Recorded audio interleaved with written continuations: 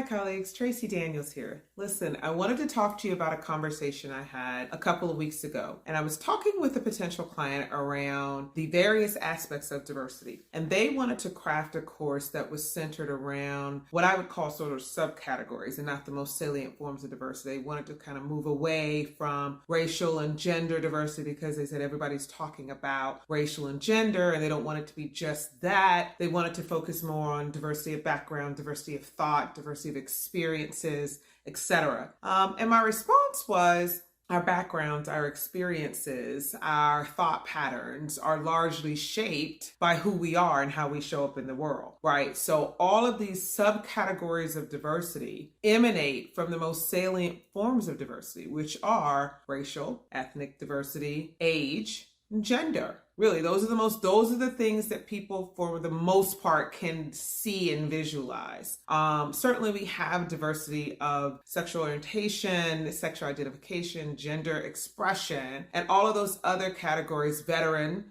political preference, but those are not as readily salient and we are not as quickly judged on those as we are the most salient forms, which are again, race, age, and gender. And so I said a lot of our experiences and a lot of our thought patterns are shaped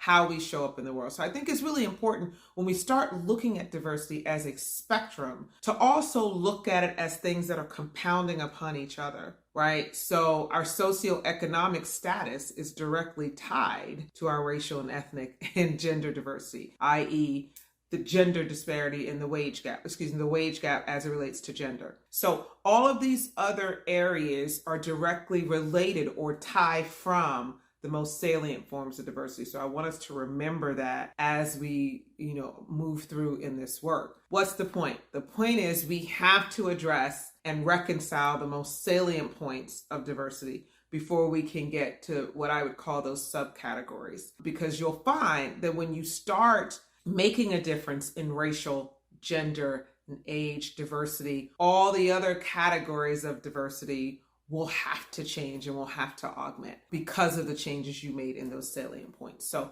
hopefully this helps to connect the dots for some of you out there thinking about a number of ways to think about diversity. So hopefully you have the opportunity to have a conversation where you can engage in this dialogue as well. Thank you so much for listening. And remember, today is the best day to learn something new.